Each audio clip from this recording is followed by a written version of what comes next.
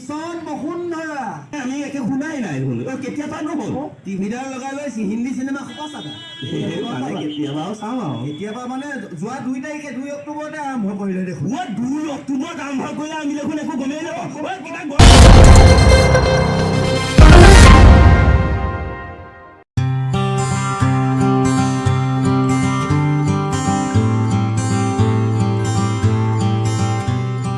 গোৱালপাৰা জিলাৰ দৰংগিৰিত কৃষি বিভাগৰ বিশেষ পদক্ষেপ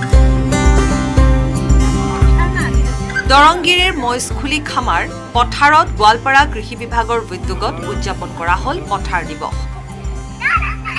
কৃষকসকলক উপকৃত কৰাৰ লক্ষ্যৰে এক বিশেষ পদক্ষেপ গ্ৰহণ কৰে গোৱালপাৰা জিলা কৃষি বিভাগে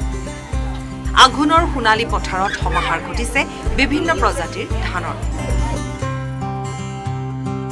একেদৰা মাটিতে প্ৰথমবাৰৰ বাবে 10টাকৈ প্ৰজাতিৰ ধানৰ খেতি কৰি কৃষি বিভাগে দেখুৱাইছে সফলতা একেদৰা মাটিতে ভাগে ভাগে ৰঞ্জিত সাব 1 স্বৰ্ণ সাব 1 বাহাদুৰ সাব 1 পান যমুনা শ্ৰীলংকা সঞ্জয় কুনকুনি জহা আইজং মাছুৰী পাতি জয়মতী আদি প্ৰজাতিৰ ধানৰ খেতি কৰিছে কৃষি বিভাগে গাঁওখনৰ এগৰাকী কৃষকৰ পথাৰত মুঠ 1.5 বিঘা মাটিত কৰা ভিন্ন প্ৰজাতিৰ ধানৰ মূল্যায়ন কৃষি বিভাগৰ সম্পূৰ্ণ বৈজ্ঞানিক পদ্ধতিৰে কৰা হৈছে এই খেতি উক্ত প্ৰজাতিৰ ধানৰ জাত বৈশিষ্ট্য আৰু পাৰ্থক্যসমূহ কৃষকসকলক নিজে নিৰ্ণয় কৰাৰ সুযোগ প্ৰদান কৰে কৃষি বিভাগে অনাগত দিনত যাতে কৃষকসকলে এনে পদ্ধতিৰে খেতি কৰি অধিক লাভান্বিত হ'ব পাৰে তাৰ বাবে ব্যৱস্থা গ্ৰহণ কৰিছে কৃষি বিভাগে আনহাতে পথাৰ দিৱসৰ লগত সংগতি ৰাখি অনুষ্ঠিত হোৱা ধানৰ মূল্যায়নৰ কাৰ্যসূচীত উপস্থিত থাকে দুধনৈ সমষ্টিৰ বিধায়ক যাদৱ স্বৰ্গীয়াৰীকে ধৰি কৃষি বিভাগৰ কেইবাগৰাকীও বিজ্ঞানীৰ লগতে বিষয়া এই কাৰ্যসূচীত উপস্থিত থাকি স্থানীয় বিধায়কগৰাকীয়ে কয় যে কৃষি বিভাগে এক মহৎ উদ্দেশ্য আগত ৰাখি এই পথাৰ দিৱসৰ আয়োজন কৰিছে এই অনুষ্ঠানৰ জৰিয়তে আমাৰ কৃষকসকল উপকৃত হ'ব আৰু তেখেতসকলৰ নজনা কথা বহুত জানিবলৈ পাব আৰু এনে অনুষ্ঠানৰ দ্বাৰাই কৃষকসকলৰ যেটো বিভিন্ন সমস্যা থাকে এই সমস্যাবিলাক দূৰ কৰাৰ কাৰণে সহায়ক হ'ব ইয়াৰ দ্বাৰা জিলাখনৰ কৃষকসকল যথেষ্ট পৰিমাণে লাভান্বিত হ'ব আৰু খেতি কাৰ্যত সন্মুখীন হৈ অহা বিভিন্ন সমস্যাসমূহ বহু পৰিমাণে সমাধান হ'ব আজি মানে ধানখিনি কাটাৰ এটা দিন থিৰাং কৰিলে আপোনালোকে দেখিছে যে এনেকুৱা হ'ল ধানবিলাক তো মই এনে অনুমান কৰিছোঁ আগতে মই সাধাৰণতে যেনেকুৱা ধান ৰুইছিলোঁ তো এই বছৰত উৎপাদনটো কিছু বঢ়াৰ যেন মই অনুভৱ কৰোঁ আৰু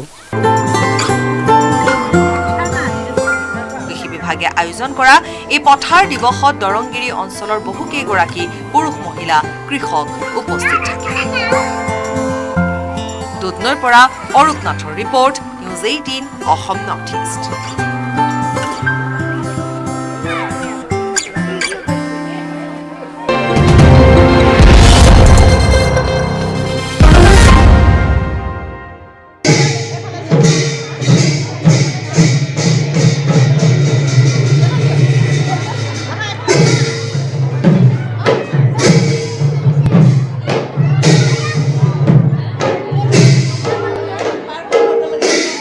অসমীয়া জাতিৰ প্ৰাণ প্ৰতিষ্ঠাতা মহাপুৰুষ শ্ৰীমন্ত শংকৰদেৱ আৰু শ্ৰী শ্ৰী মাধৱদেৱৰ অনুপম সৃষ্টি অংকীয়া নাটৰ অধিক প্ৰসাৰ প্ৰচাৰ আৰু প্ৰাণৱন্ত ৰূপত বৰ্তাই ৰখাৰ উদ্দেশ্যেৰে সোণাৰীৰ সাৰ্বজনীন বৰনামঘৰত মহিলা ভাওনা প্ৰদৰ্শন কৰে সোণাৰীৰ মহিলাসকলে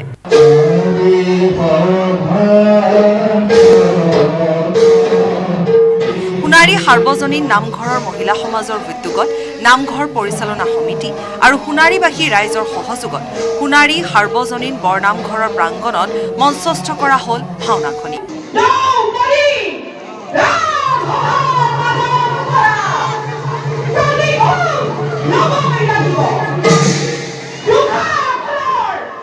মুঠ 22 গৰাকী মহিলাই অংশগ্ৰহণ কৰে এই ভাওনাত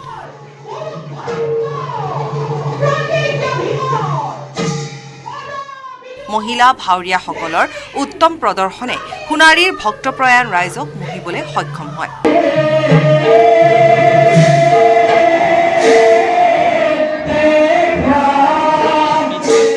ভাওনাৰ উদ্বোধনী অনুষ্ঠানত সোণাৰীৰ বিধায়ক ধৰ্মেশ্বৰ কোঁৱৰ উপস্থিত থাকি ভাওনাৰ শুভ উদ্বোধন কৰে।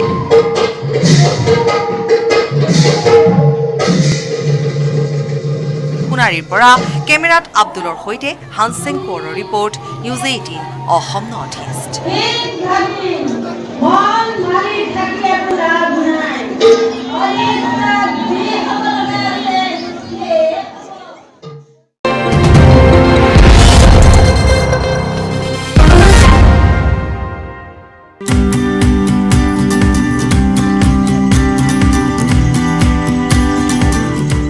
অসমৰ ক্ৰীড়া জগতৰ বাবে এটা ভাল খবৰ।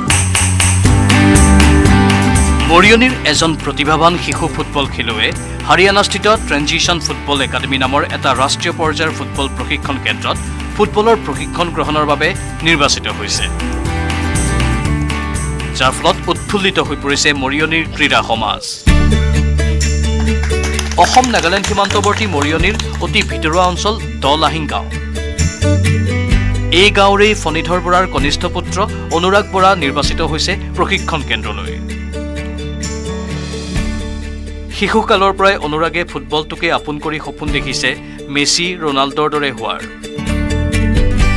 শিশু অনুৰাগে নিজৰ পাৰদৰ্শিতাৰ ফলতেই হাৰিয়ানাস্থিত ট্ৰেনজিশ্যন ফুটবল একাডেমী নামৰ এই ফুটবল প্ৰশিক্ষণ কেন্দ্ৰত প্ৰশিক্ষণৰ বাবে সাজু হৈ উঠিছে। মই মেছি ৰোনাল্ডোৰ নিচিনা হ'বলৈ মোৰ মন যায়। মই ক্লাছ 7ত পঢ়ি আছোঁ। পাঞ্জাৱত প্ৰশিক্ষণ পাই মোৰ ভালেই লাগিছে। উল্লেখযোগ্য যে বিগত সময়ছোৱাত অসমৰ বিভিন্ন স্থানৰ পৰা ট্ৰেনজিশ্যন ফুটবল একাডেমীয়ে পাৰদৰ্শিতা থকা ফুটবল খেলুৱৈসকলক বাছনি কৰাৰ উদ্দেশ্যে বাছনি শিবিৰৰ আয়োজন কৰিছিল।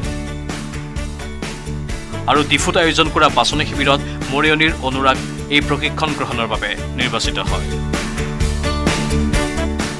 তো অনুৰাগ বৰা মোৰ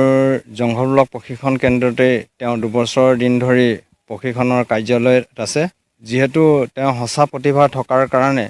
বিকাশ কৰিবৰ কাৰণে মই যথেষ্ট চেষ্টা কৰিছিলোঁ। সেই দৰিদ্ৰ পৰিয়ালৰ ল'ৰাটি উচ্চ ভৱিষ্যত তথা তেওঁ প্ৰতিভাবিলাক বিকাশ কৰিবৰ কাৰণে সকলোৱে যাতে আৰ্থিক সাহায্য দি।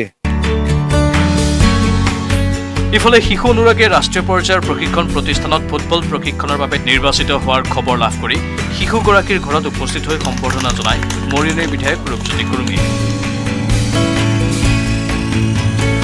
খুবেই আনন্দৰে জনাওঁ যে 30জনমান যি নতুনকৈ খেলুৱৈক তাত নিৰ্বাচন কৰিলে, তাত অসমৰ তথা উত্তৰ পূৰ্বাঞ্চলৰ একমাত্ৰ অনুৰাগ বৰা বাছনিত ইতিমধ্যে লাভ কৰিছে। আমি এই অনুৰাগ বৰাৰ আজি অভিনন্দন জ্ঞাপন কৰিবলৈ তেওঁ গৃহলৈ আহিছিলোঁ আৰু শুভেচ্ছা আমি ইতিমধ্যে জ্ঞাপন কৰিছোঁ। গাঁওবাসীৰ ৰাইজো ইয়াত উপস্থিত আছিল।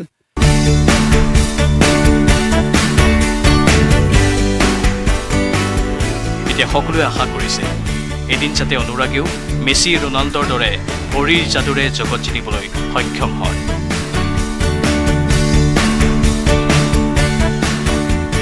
মৰিয়নিৰ পৰা জ্যোতিপ্ৰসাদ গগৈৰ প্ৰতিবেদন, নিউজ 18 অসম নৰ্থ ইষ্ট।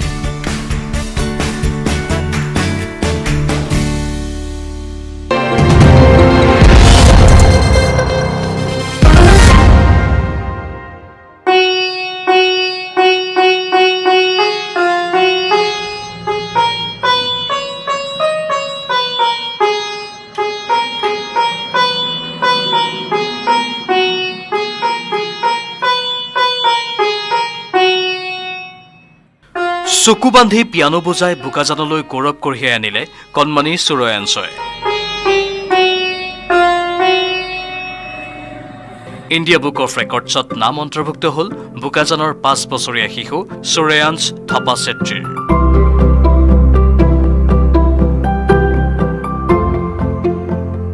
বোকাজানৰ বিকাশ চেত্ৰী আৰু পূজা চেত্ৰীৰ একমাত্ৰ পুত্ৰ সুৰয়াঞ্চ। চকুত কাপোৰ বান্ধি 3 মিনিটত পিয়ানোত বজালে 7টাকৈ গীত। 3 বছৰীয়া জন্মদিনত পিতৃ মাতৃৰ পৰা এখন পিয়ানো উপহাৰ হিচাপে বিচাৰিছিল কণমানি সুৰয়াঞ্চয়ে। আৰু তেতিয়াই মাতৃয়ে পুত্ৰৰ মাজত থকা প্ৰতিভাৰ উমান পাই নিজেই ইউটিউবত পিয়ানোৰ অ আ ক খ শিকি পুত্ৰক শিকাইছিল।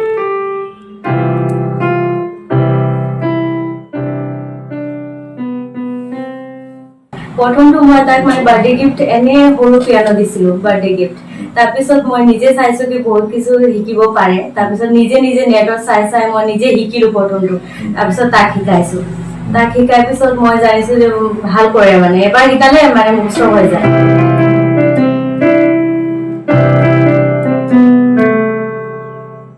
বৰ্তমান সূৰ্যাঞ্চক বোকাজানৰে পিয়ানো শিক্ষক ৱৰ্ল্ড মিট চাংমাৰ তত্বাৱধানত অধিক প্ৰশিক্ষণ দি থকা হৈছে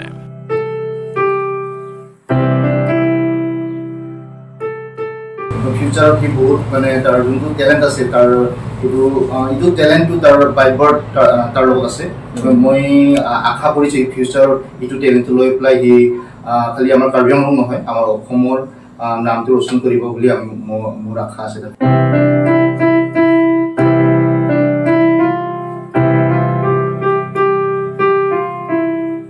bureau' report news 18 Assam north east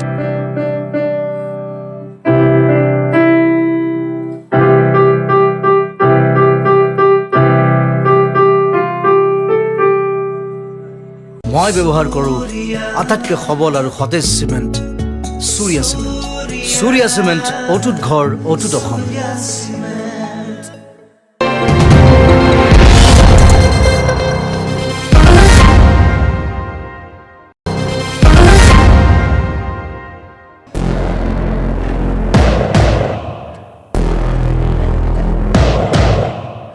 mister Assam খিতাপ অৰ্জন জাগিৰোডৰ অজয় চন্দৰ শৰীৰ চৰ্চাৰে মৰিগাঁও জিলালৈ কঢ়িয়াই আনিছে গৌৰৱ 70 কেজি গ্ৰুপত প্ৰথম স্থান লাভ কৰিছে অজয় চন্দে মিষ্টাৰ ইণ্ডিয়া প্ৰতিযোগিতাত অংশগ্ৰহণ কৰি বিজয়ী হোৱাৰ পৰিকল্পনা অজয় চন্দৰ হয় জাগিৰোডৰ এগৰাকী শৰীৰ চৰ্চাবিদে জাগিৰোডৰ লগতে সমগ্ৰ মৰিগাঁও জিলালৈ কঢ়িয়াই আনিছে গৌৰৱ তেজপুৰ জিলা পুথিভঁৰাল প্ৰেক্ষাগৃহত ৱৰ্ল্ড ফিটনেছ ফেডাৰেশ্যন চমুকৈ WFFৰ উদ্যোগত 13 আৰু 14 নৱেম্বৰত দুদিনীয়াকৈ আয়োজন কৰিছিল এখন বডি বিল্ডিং প্ৰতিযোগিতাৰ এই প্ৰতিযোগিতাত অংশগ্ৰহণ কৰি 70 কেজি গ্ৰুপত প্ৰথম স্থান লাভ কৰে অজয় চন্দে কেইবাবছৰ ধৰি শৰীৰ চৰ্চা কৰি অহা অজয় বিগত এবছৰ ধৰি দৈনিক 3 ঘণ্টাকৈ শৰীৰ চৰ্চাৰ অনুশীলন আৰু বিশেষ ডায়েট গ্ৰহণ কৰি নিজকে এই প্ৰতিযোগিতাৰ বাবে সাজু কৰি তুলিছে আগন্তুক দিনত এই অনুশীলন অব্যাহত ৰখাৰ লগতে মিষ্টাৰ ইণ্ডিয়া প্ৰতিযোগিতাত অংশগ্ৰহণ কৰি বিজয়ী হোৱাৰ পৰিকল্পনা অজয় চন্দৰ উল্লেখযোগ্য যে চলিত বৰ্ষত মিষ্টাৰ পঞ্চতীৰ্থ আৰু মিষ্টাৰ মহাবাহুৰ খিতাপ অৰ্জন কৰা অজয় চন্দই শেহতীয়াকৈ মিষ্টাৰ অসম খিতাপ লাভ কৰি অঞ্চলটোলৈ গৌৰৱ কঢ়িয়াই আনিছে যোৱা 13-14 নৱেম্বৰত WFF মিষ্টাৰ আছাম তেজপুৰত অনুষ্ঠিত হৈছিলে তাতে 70 কেজি গ্ৰুপত মই ফাৰ্ষ্ট পজিশ্যন পাইছোঁ মই 2008ৰ পৰা জড়িত আছিলোঁ কিন্তু এই মিষ্টাৰ আছাম গেমৰ কাৰণে মই 1 বছৰ ধৰি ভালকৈ প্ৰিপাৰেশ্যন কৰি আছোঁ ইয়াৰ আগতে এইটো বছৰতে মই মিষ্টাৰ মহাবাহু মিষ্টাৰ পঞ্চতীৰ্থ এই দুটা গেম খেলিছিলোঁ দুটা প্ৰাইজ মানি গেম আছিলে অল আছাম দুটাতে মই 2nd পজিশ্যন পাইছোঁ এক্সাৰচাইজৰ ওপৰত মই আগৰ পৰাই মনোযোগী আছিলোঁ সেইকাৰণে এইটোৱে মই প্ৰফেচনেল বুলি ভাবি লৈছোঁ ভৱিষ্যতে মই এতিয়া মিষ্টাৰ আছামটো খেলিছোঁ নেক্সট ইয়াৰ মই যদি পাৰোঁ মিষ্টাৰ ইণ্ডিয়া ট্ৰাই কৰিম বুলি ভাবিছোঁ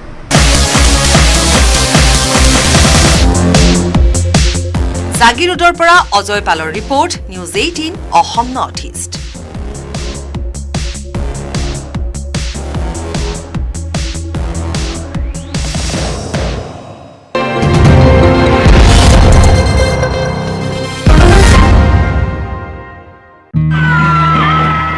গহপুৰত এজাক শিক্ষাৰ্থীৰ মাজত সকলোৰে প্ৰিয় অভিনেত্ৰী কণ্ঠশিল্পী দীপলিনা ডেকা গহপুৰৰ জ্ঞান ভাৰতী ছিনিয়ৰ ছেকেণ্ডেৰী স্কুলৰ নৱাগত আদৰণি সভাত জ্ঞান ভাৰতী চেণ্টাৰ অফ এক্সিলেন্স মুকলি অনুষ্ঠানত উপস্থিত আছিল শিল্পীগৰাকী শিক্ষানুষ্ঠানখনত উপস্থিত থাকি দীপলিনাই ছাত্ৰ ছাত্ৰীসকলৰ লগত যথেষ্ট সময় পাৰ কৰে ছাত্ৰ ছাত্ৰীসকলক পঢ়াৰ ক্ষেত্ৰত যথেষ্ট উৎসাহিত কৰাৰ লগতে কেনেদৰে বিভিন্ন এণ্ট্ৰেন্সসমূহত ছাত্ৰ ছাত্ৰীয়ে নিজকে সাজু কৰি তুলিব তাৰ ওপৰতো বিদ্যালয় কৰ্তৃপক্ষৰ লগত আলোচনাটো মিলিত হয় ছাত্ৰ ছাত্ৰীসকলৰ মাজত সংগীত পৰিৱেশন কৰি উপস্থিত সকলোকে সাংস্কৃতিক জগতখনৰ প্ৰতি উৎসাহিত কৰে তেওঁ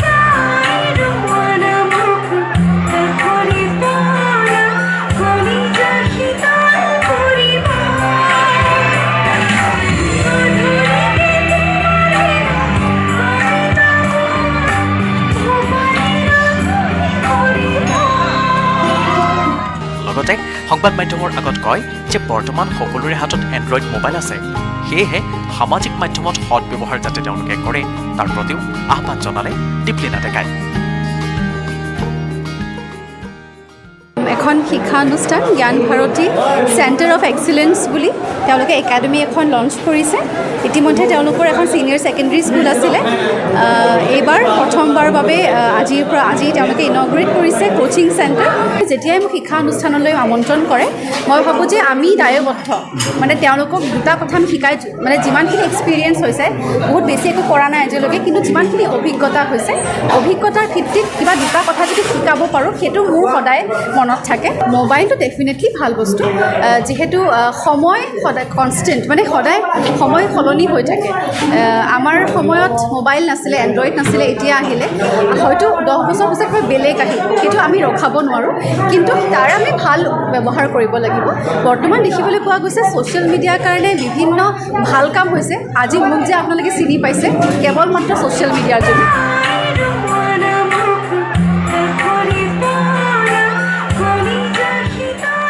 গহপুৰৰ পৰা Palash Phukan, news 18 Assam north east.